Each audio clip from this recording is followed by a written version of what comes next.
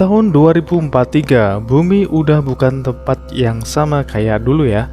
Penduduk makin numpuk, miliaran jiwa berebut napas di planet yang sama. Tapi sayangnya, sumber daya nggak ikut bertambah. Air susah, makanan tipis, listrik makin langka, dunia ada di ujung tanduk. Kalau ada rahasia, kalau ada misteri, kalau ada yang aneh, pasti ada kodenya. Dan kita pecahkan kodenya bersama saya, The Funky Code. Seperti biasa, manusia nyari solusi instan.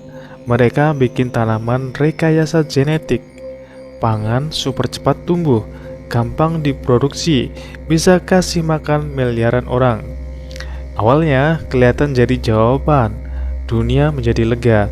Tapi ternyata ada efek samping yang mengerikan, lonjakan kelahiran bayi kembar. Bayi lahir bukan satu, tapi 2, 3, atau bahkan lebih.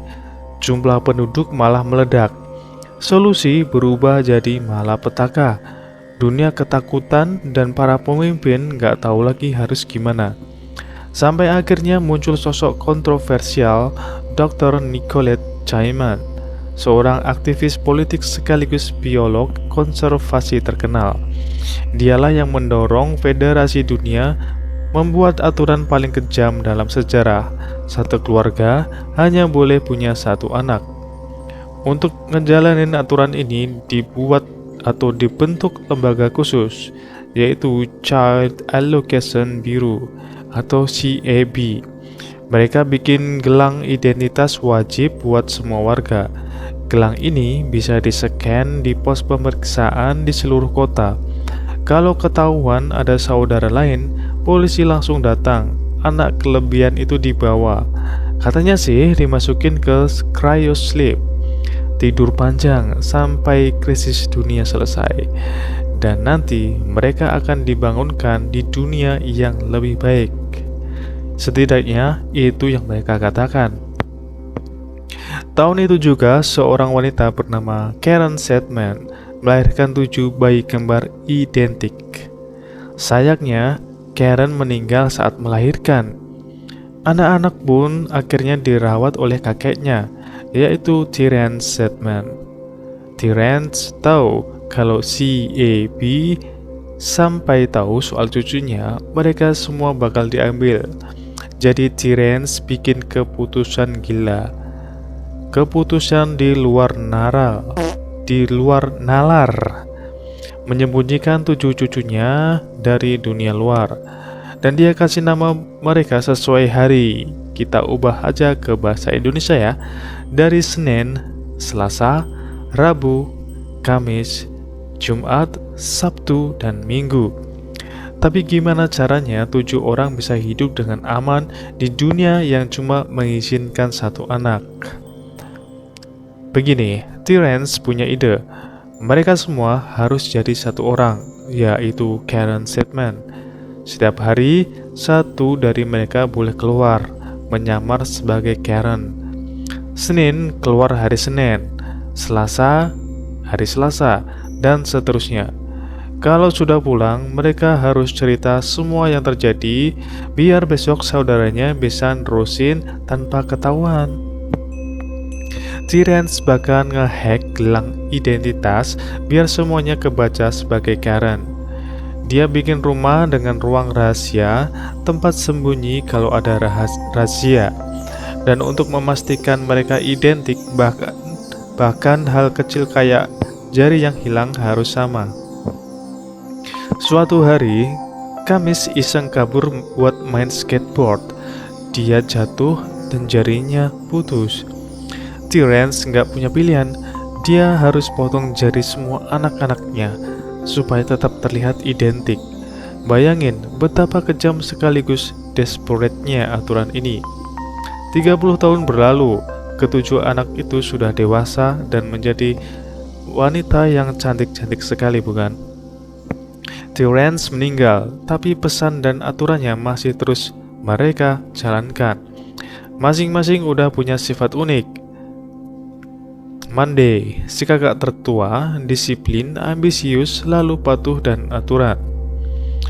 Thursday, agak paranoid, suka ngeganja, sering bikin onar. Wednesday, atletis, dan jago berantem. Thursday, si pemberontak pengen punya identitas sendiri. Friday, kutu buku, jenius komputer, alasan mereka masih bisa bertahan. Saturday, anak pesta, bebas, liar, gak pernah kerja, serius.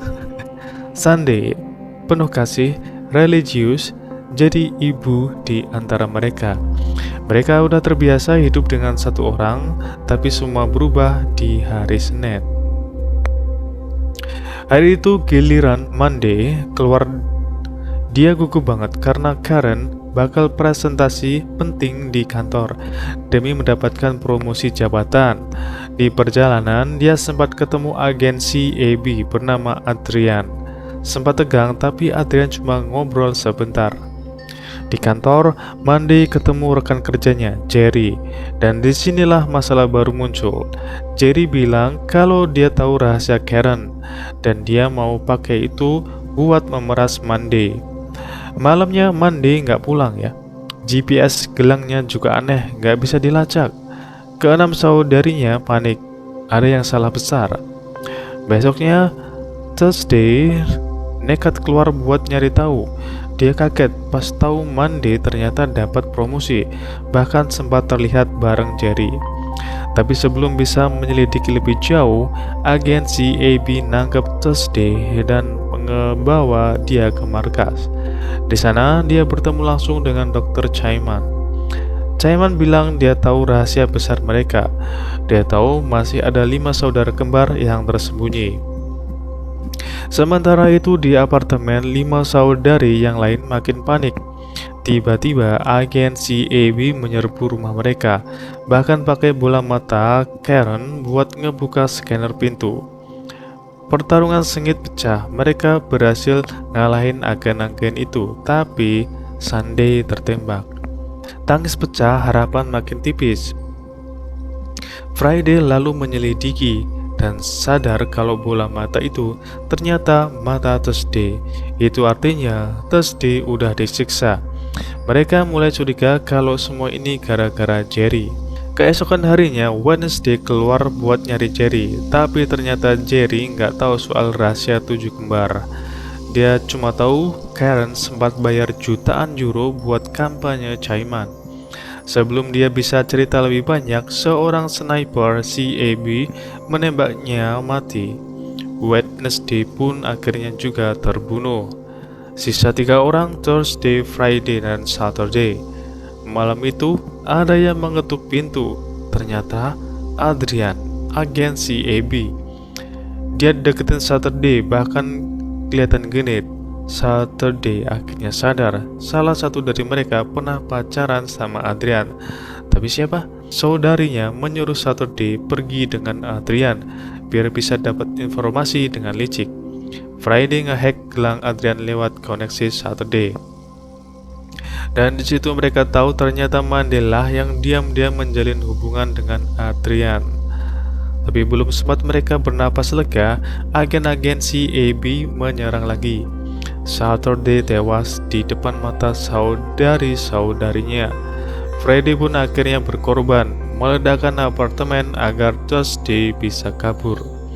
Sekarang cuma ada 2 yang tersisa, Thursday dan entah Monday masih hidup atau enggak. Thursday lalu nekat menghadapi Adrian. Awalnya dia curiga Adrian yang mengkhianati mereka, tapi ternyata Adrian gak tahu apa-apa. Justru dia kaget kalau Karen sebenarnya 7 bersaudara, dan dia ngaku dia mencintai Monday. Akhirnya Adrian setuju bantu Thursday menyusup ke markas CAB. Mereka masuk lewat trik mayat palsu. Di sana, Thursday menemukan kebenaran mengerikan. Anak-anak yang katanya dimasukkan ke cryosleep sebenarnya dibakar hidup-hidup. Dunia selama ini ditipu. Dengan bukti itu, Adrian dan Thursday bikin rencana. Mereka akan membocorkan rahasia ini ke publik. Thursday akhirnya bertemu dengan Monday, dan inilah twist terbesar. Monday lah yang selama ini mengkhianati saudari-saudarinya. Dia ingin jadi satu-satunya Karen.